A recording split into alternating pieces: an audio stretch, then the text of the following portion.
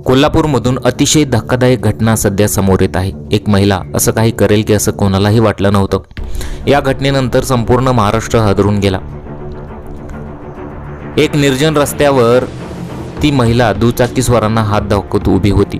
तिचे हावभाव अतिशय थकलेले आणि असहाय्य वाटत होते, परंतु ती असं काय करेल की असं कोणालाच वाटलं नव्हतं। विनोद नावाचा एक तरुण अभियंता त्याच्या गाडीवरून जात होता।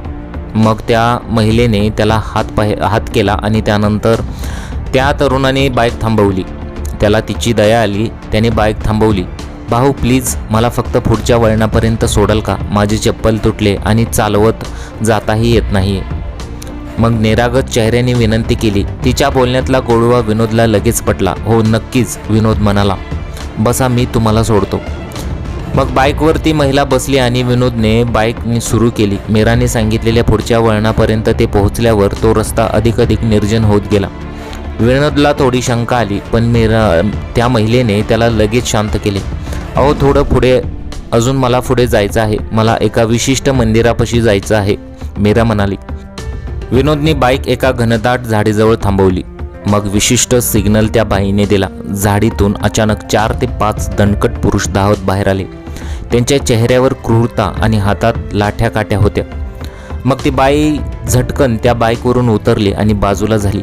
या पुरुषांनी विनोदला घेरले। विनोदला काय होत आहे हे समजायच्या आतच त्यातील एकाने त्याला बाईकवरून ओढून खाली पाडले। दुसऱ्याने त्याच्या डोक्यावर काठी मारण्याची धमकी दिली।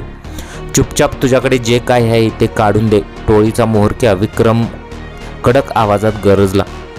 भयभीत झालेल्या विनोदने त्याच्या खिशातील पाकिट, ज्यात रोख रक्कम आणि क्रेडिट कार्ड्स होते, तसेच त्याचे महागडे स्मार्ट घड्याळ आणि मोबाईल फोन काढून त्यांच्या हवाली केला। मग ती बाई हसून विनोदच्या गळ्यातील सोन्याची चेन तिने ओढली। त्यांनी विनोदला बांधले आणि त्याचे डोळे पट्टीने झाकले। हा प्रकार त्या टोळीसाठी रोजचा मामला झाला होता। दररोज नवीन त्या गावी जात होत्या आणि नवीन महिलांचा त्या उपयोग करत होते। नवीन बाईक चोराला लक्ष करायचे आणि लुटायचे। त्यांना वाटले की त्यांचा हा लिफ्टचा प्लॅन कधीच फेल होणार नाही, परंतु अतिथी ते माती अशी एक मन आहे। सतत गाव बदलल्यामुळे पोलिसांना त्यांचा माग हा काढावाच लागणार होता। पण विनोदच्या हुशारीमुळे आणि त्याने सांगितलेल्या त्या बाईच्या वर्णनामुळे त्यांची एक विशिष्ट ओळख तयार झाली। त्यांच्या शेवटच्या शिकाऱ्याच्या दिवशी त्या बाईने एका साध्या वेशातील पोलीस अधिकाऱ्याला म्हणजेच दिनेशला लिफ्ट मागितली। दिनेशने स्वतःची ओळख लपवून ठेवली होती आणि तो आधीच सावध झाला होता। नेहमीच्या ठिकाणी पोहोचल्यावर त्या बाईने सिग्नल दिला आणि टोळीचे सदस्य बाहेर आले। पण यावेळी मोठा धक्का बसला। दिनेशने तात्काळ त्याचे पिस्तूल काढले आणि त्यानंतर हवेत गोळी झाडली। मग अक्षरशः सगळेच घाबरले। त्यानंतर पोलीस सुद्धा जमा झाले आणि त्यानंतर त्या सर्वांना अटक केलेली आहे।